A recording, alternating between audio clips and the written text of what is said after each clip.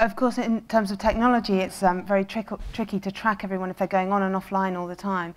We work with some really clever people in the telephone communications industry called TalkTech, and they allow us to track all of our telephone calls via the website and provide different numbers for every single promotion that we want to do.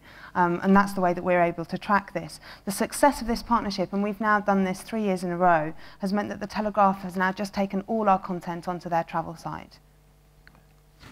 So, as with any brand and any business that's trying to sort of lead the way, be at the cutting edge, you have to be experimental. A good example of this for us was a partnership we had with the car brand Saab, where we produced the UK's ultimate road trip booklet, if you like, mini guide. We presented it with Grazia, who was our media partner, and then we developed it as an interactive route planner that you could find online with us. And it was kind of fun, but it was also useful, and that's a really important word. It's all very well being a bit flippant and fun occasionally, but you've got to have use there as well. And this was great because users could come onto our website, they could track from A to B where they wanted to go to, B obviously being the boutique hotel they were staying. We then asked them if they wanted to know picnic spots or the best gastropubs, even the best viewpoints. So it was a really useful, fun road trip planner. It generated huge amounts of PR for us. Again, new members, drove bookings, and I think also sort of topped up sort of our brand equity, which we continue to try to do at every point. What was unique about the route planner was the mapping technology that was used.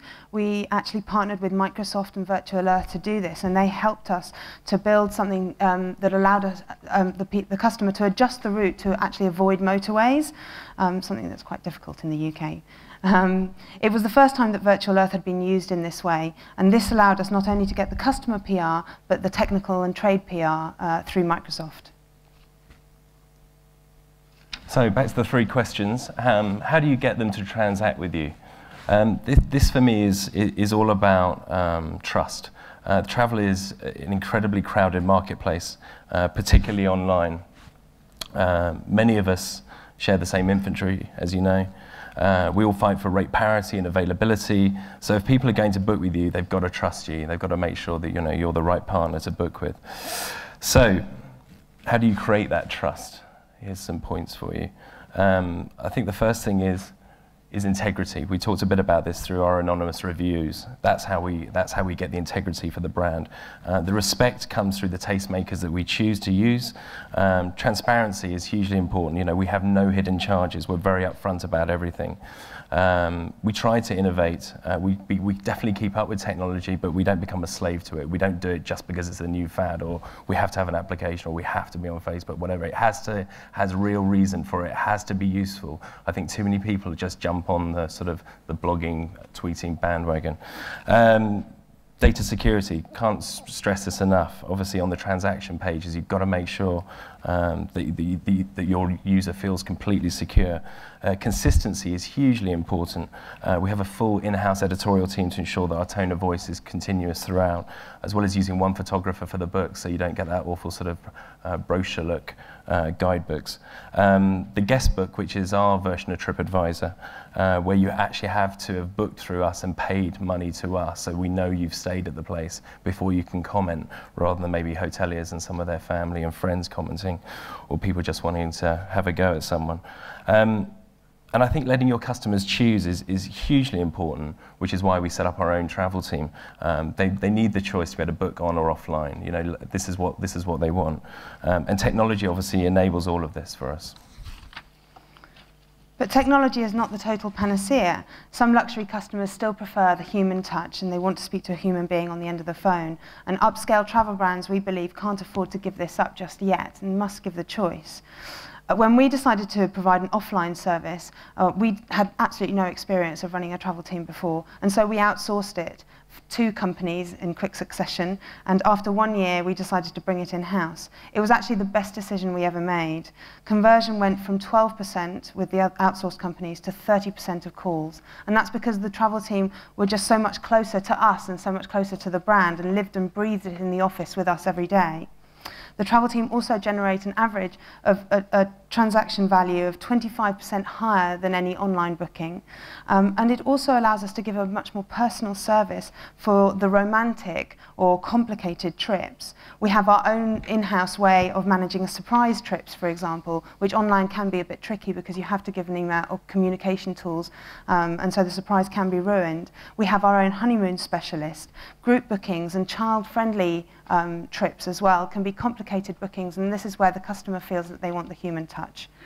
Technology, of course, allows us to do all this and to track it all through to our CRM tool. And in 2008, we developed our very own travel team booking system linked to our CRM tool in parallel to the online booking system.